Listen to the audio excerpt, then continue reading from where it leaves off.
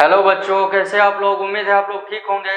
हम लोग कक्षा 9 में रासायनिक सूत्र लिखना जो पार्ट 3 का एक टॉपिक है वो सीख रहे थे। इसमें हम लोगों ने 2 लेक्चर कवर किया था। दोनों में हम लोगों ने सीखा था कक्षा और दूसरा हम लोगों ने सीखा था इलेक्ट्रॉनिक विन्यास। अब उसी रासायनिक सूत्र लिखने के क्रम में हम लोग आगे बढ़ते हुए अगला जो हम लोग का टॉपिक है वो है संयोजकता। संयोजकता हम लोग बोलते किसको है, तो संयोजकता के लिए हम लोग सबसे पहले इलेक्ट्रॉनिक विन्यास को समझेंगे। इलेक्ट्रॉनिक विन्यास जैसे हम लोग सोडियम का इलेक्ट्रॉनिक विन्यास होता है 281।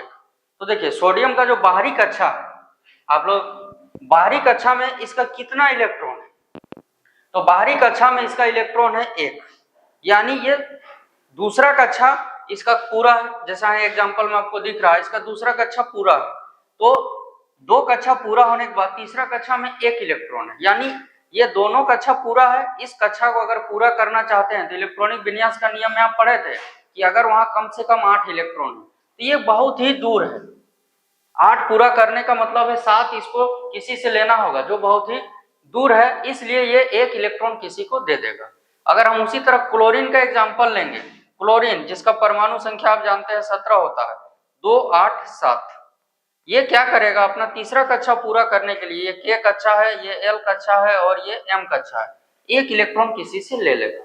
तो कोई भी तत्व का परमाणु अपनी बाहरी कक्षा को पूरा करने के लिए, सबसे बाहरी कक्षा को पूरा करने के लिए जितना इलेक्ट्रॉन किसी से लेता है, लेने का अर्थ हुआ जितना इलेक्ट्रॉन ग्रहण करता है, या किसी को जितना इलेक्ट्रॉन देता है, देने का अर्थ है त्याग करना।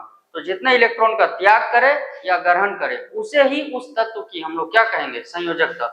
जैसे आप समझ सकते हैं कि सोडियम की संयोजकता 1 होगी, क्लोरीन की संयोजकता भी 1 होगी, लेकिन ये 1 लेगा और ये 1 किसी को देगा, यानी सोडियम क्या करेगा, इलेक्ट्रॉन का त्याग करेगा और क्लोरीन इलेक्ट्रॉन का क्या करेगा, ग्रहण। तो इसी को हम लोग बोलते हैं संयोजकता। अब हम लोग इसको समझने के लिए और भी हम लोग आसान तरीके से समझेंगे कि जिस तत्व की बाहरी कक्षा में, बाहरी कक्षा को आप कह सकते हैं, उसी को हम लोग संयोजकता कक्षा बोलते हैं। जैसे ये सोडियम है, तो सोडियम में देखिए इलेक्ट्रॉनिक विन्यास करेंगे तो 2 8 1 होगा।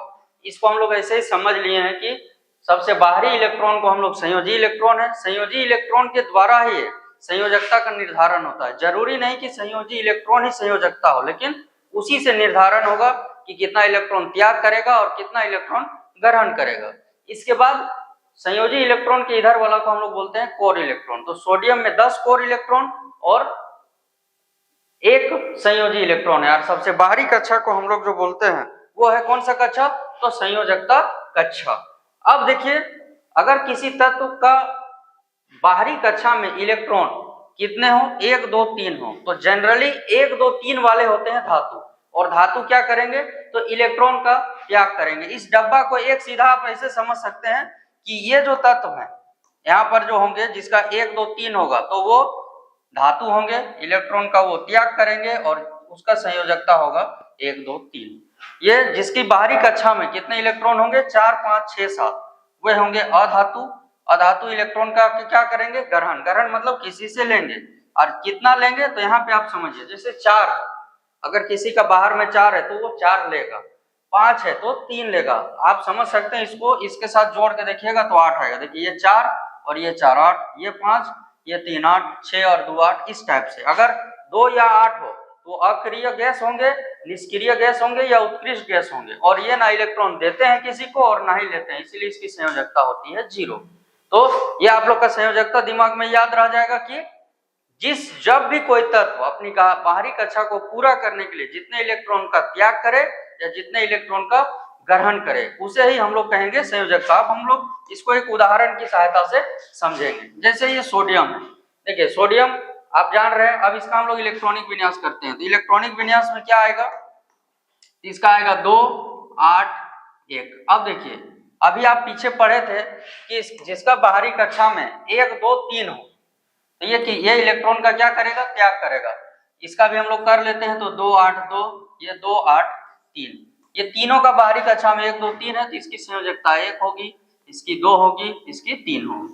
क्लियर है, ये तीनों धातु वाले होंगे। अभी यहाँ से हम लोग इलेक्ट्रॉनिक विन्यास करते हैं, 2 8 4, फिर 2 8 5, ये सब आप लोग पढ़ चुके हैं, 2 8 6, 2 8 7। अब देखिए ये 4 है, यानी इसको अंतिम एम कक्षा में 18 नहीं होने पर 8 होता था। ये 4 इलेक्ट्रॉन किसी से लेगा तब 8 पूरा होगा, तो इसका 4 होगा, ये 3 लेगा, ये 2 लेगा और ये 1 लेगा। अब इसके बाद हीलियम का पहला कक्षा पूरा है, नियोन का 2 और 8, देखिए इसका 2 और 8 है, ये दोनों का संयोजकता होगा 0। तो इसको अब बहुत ही आसानी तरीके से आपने समझ चुके होंगे कि संयोजकता किसे कहते हैं। अब संयोजकता के सहायता से इसके बाद जो हम लोग आगे पढ़ेंगे वो है रासायनिक सूत्र लिखना। हम लोग बहुत ही आसानी तरीके से अब सीख सकते हैं। तो उम्मीद है आपको संयोजकता बहुत ही अच्छी तरीके से समझ आई होगी। अगर वीडियो आपने अभी तक नहीं देखा है तो इसको स्किप नहीं कीजिएगा, इसको आराम से आप देख के समझने का प्रयास कीजिए, तभी आप आगे रासायनिक सूत्र लिखना बढ़िया से समझ पाइएगा। उम्मीद है आपको वीडियो अच्छा लगा होगा, तो इसको लाइक, शेयर और कमेंट जरूर